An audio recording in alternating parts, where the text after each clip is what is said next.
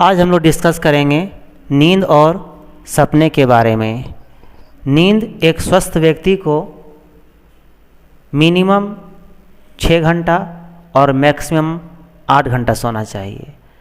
6 से 8 घंटे के बीच अगर आप नींद पूरा ले रहे हैं तो आप स्वस्थ व्यक्ति हैं। 6 से कम और 8 से ज़्यादा नहीं सोना चाहिए। अगर वो शिशु है तो उसे 12 घंटा का नींद ज़रूरी है। इस तरीक़े से एज के हिसाब से नींद जो है तय की गई है। जब भी नींद आती है तो हम कुछ ना कुछ सपना देखते हैं, और जब हम सपना देखते हैं तो उस दौरान हमारी नींद की कौन सी अवस्था होती है, इसी पर हम लोग चर्चा करेंगे। और जब नींद आती है तो उस समय हमारे दिमाग का जो आगे का हिस्सा होता है वो ज़्यादा एक्टिव होता है, सक्रिय होता है। इसी के साथ साथ हम लोग यहाँ पर देख रहे हैं कि विटामिन B6 की कमी से नींद नहीं आती। विटामिन B6 की कमी से नींद नहीं आती। अगर आपके शरीर में विटामिन B6 की कमी हो जाए तो आपको नींद अच्छी तरीक़े से नहीं आएगी। ऐसे तो बहुत सारा कारण भी है। अगर आप बहुत ज़्यादा चिंतित हैं, बहुत ज़्यादा परेशान हैं, किसी तरह की बेचैनी है, किसी तरीक़ा का परेशानी है, तो उस कंडीशन में भी आपको नींद नहीं आएगी। बहुत ज़्यादा परेशान हाल में रहिएगा तो नींद नहीं आएगी। लेकिन ये कुछ साइंटिफिक रीज़न है जिसके वजह से भी नींद नहीं आती है। तो अगर शरीर में विटामिन B6 की कमी हो जाए तो नींद नहीं आती है।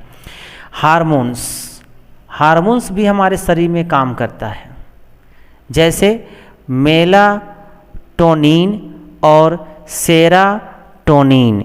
2 तरह का हार्मोन, मेलाटोनिन और सेराटोनिन, ये 2 हार्मोन रिस्पॉन्सिबल होता है नींद को लेकर के।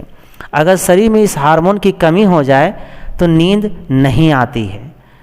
तो जब हम डॉक्टर के पास जाते हैं और बोलते हैं कि हमें नींद नहीं आ रही है, बहुत दिक्कत हो रही है, रात में हम बेचैनी महसूस करते हैं, ठीक से सो नहीं पाते हैं, तो ये हार्मोन्स की चेकिंग होती है कि मेलाटोनिन और सेरोटोनिन की कहीं कमी तो नहीं है।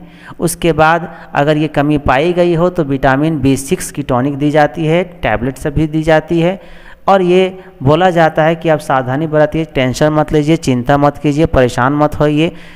जो हालात जैसा चल रहा है वो धीरे धीरे ठीक हो जाएगी समय के साथ। इस तरीक़े से सांत्वना दिया जाता है। इंटरेस्टिंग फैक्ट के रूप में ये जाना जा सकता है कि मनुष्य 11 दिनों तक बिना सोए जिंदा रह सकता है। मनुष्य 11 दिनों तक बिना सोए जिंदा रह सकता है। एक शोध के द्वारा, एक रिसर्च के द्वारा ऐसा बात पता चला है। ये कम ज़्यादा हो सकता है, इसमें कोई तर्क वितर्क करने वाली बातें नहीं हैं। नींद का मुख्यतः 3 चरण होता है। नींद के मुख्यतः 3 चरण होते हैं। ऐसे देखा जाता है तो कहीं कहीं पर आप देखिएगा तो नींद के 5 चरण होते हैं। 5 चरण होते हैं, लेकिन यहाँ पर हम बता रहे हैं नींद के मुख्यतः कितने चरण होते हैं? 3 चरण होते हैं। गहरी नींद, पहला क्या हो गया? गहरी नींद। जब आप बेड पे जाते हैं सोने के लिए तो 1 घंटे से लेकर के 1.5 घंटे के बीच, 1 घंटा 1.5 घंटा जैसे ही गुजरता है, बीतता है, तो आप गहरे नींद में चले जाते हैं। उस वक्त आप कोई सपना नहीं देखते हैं, आपका शरीर स्थिर हो जाता है और आपके मस्तिष्क में जो भी क्रियाएं चल रही होती है वो सिर्फ एक ही फंक्शन होता है कि आपके शरीर में कोशिकाओं की मरम्मत करना। अब इसके बाद गहरी नींद के बाद अब फिर आता है जो चरण, जो अवस्था, उसको बोलते हैं REM, जिसको बोलते हैं फुल फॉर्म में rapid eye movement. Rapid eye movement, ये REM नींद जो होता है, इसी REM नींद में हम लोग सपने को देखते हैं। सपने को जो देखा जाता है वो REM नींद में देखी जाती है, जो गहरी नींद के बाद आती है। अब ये जो सपना होता है ये 5 मिनट की भी होती है, और ज़्यादा से ज़्यादा सपना जो देखी जाती है वो 20 मिनट की देखी जाती है। 5 मिनट का सपना होता है और 20 मिनट का सपना होता है। ये टाइम घट बढ़ सकता है। एक सपना का जो टाइमिंग होता है वो 5 या से लेके 20 मिनट के बीच होती है। इसके बाद सपना चेंज हो जाता है, ठीक है। और ये जो REM रैपिड आई मूवमेंट की जो नींद होती है ये वयस्क में देखा जाता है तो 20% होती है और शिशु में देखी जाती है तो 50% होती है। मतलब शिशु ज़्यादा सपना देखता है और वयस्क और बड़े लोग जो होते हैं यानी जो 18 साल से बड़ा हो गया, जो समझदार है, जो वयस्क है, वो 20% सपना देखता है, कम सपना देखता है, और जो बच्चे होते हैं वो ज़्यादा सपना देखते हैं। और ये जो REM नींद के बारे में बोली जा रही है ये अक्सर ज़रूरी भी है।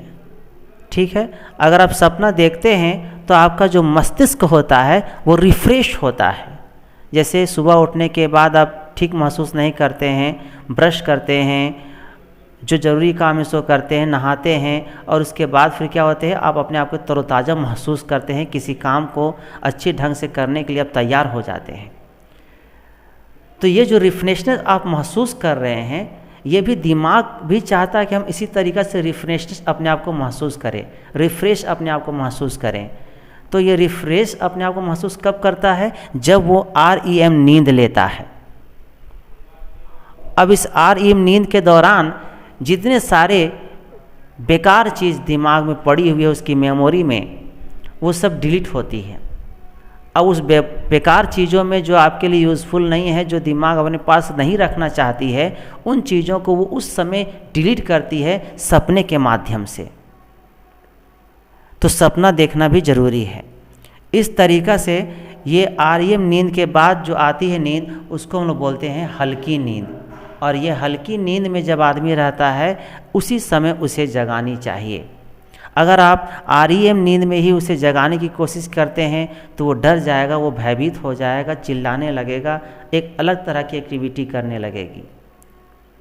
और अगर हल्की नींद में वो आदमी अगर आ जाता है, REM नींद की भी हल्की नींद का मतलब कि सुबह का समय 4 बजे से 6 बजे के बीच में वो हल्की नींद में जब रहता है तो उस समय उसे जगाना सही होता है। उस समय जगाने से उसके मस्तिष्क पे प्रेशर नहीं पड़ता है। तो ये नींद और सपने के बारे में कुछ थ्योरी थे, कुछ बातें थी, जो जानकारियाँ हमें थी वो मैं आप तक पहुँचाने की कोशिश किया। और इसी तरीक़ा के रोमांचक जानकारियाँ अगर आप चाहते हैं, इसी तरीक़ा से साइंटिफिक जानकारी अगर आप चाहते हैं तो चैनल को सब्सक्राइब करते हुए इस वीडियो को शेयर करते चलें। Thank you.